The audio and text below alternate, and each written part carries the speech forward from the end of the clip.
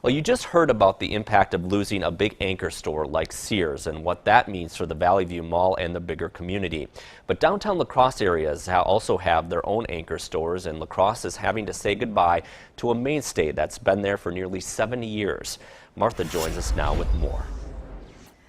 Well, today is the end of a long work week for a lot of us in downtown La Crosse, but for one business, it's also the end of a long, successful run. Wettstein's closes tomorrow after 67 years in business. It survived recessions, downtown construction projects, and ever-changing technology. And Dan Wettstein thinks there is one very simple reason why. Service is becoming a lost art, whether it be servicing with your hands, mechanical, or whether it just be customer service. The Wettstein's dedication to customer service runs deep, starting with Dan's parents, Howard and Marie. At that time, he didn't have enough money to buy a TV.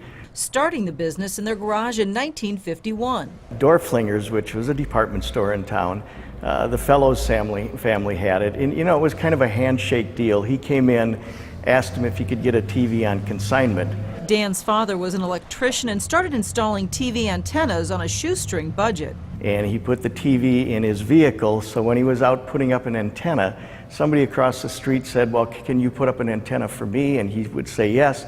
And then they'd say, by the way, where do I go buy a TV? And he'd have one in his vehicle. That kind of entrepreneurial spirit rubbed off on Dan as he came up with his own commercials that would air on local TV and make him a household name. Football is back, baby, and the big screen season is here at Wettstein. And turned into selling literally hundreds of millions of dollars of appliances and household goods over the years. But Dan is much more proud of something else. Even a greater achievement, in my opinion, are all of the things that we've given back to the community as far as donations, whether it be product or whether it be time.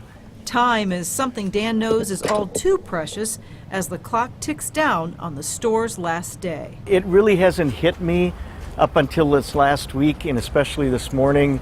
Yesterday and this morning when I had that final meeting with the members of our team, that was very, very emotional for me. I mean, I cried a lot. A team that's been together for decades. For 16 years. And Brian, 19 years. Steve, 37 or 30? 37, yeah. 37.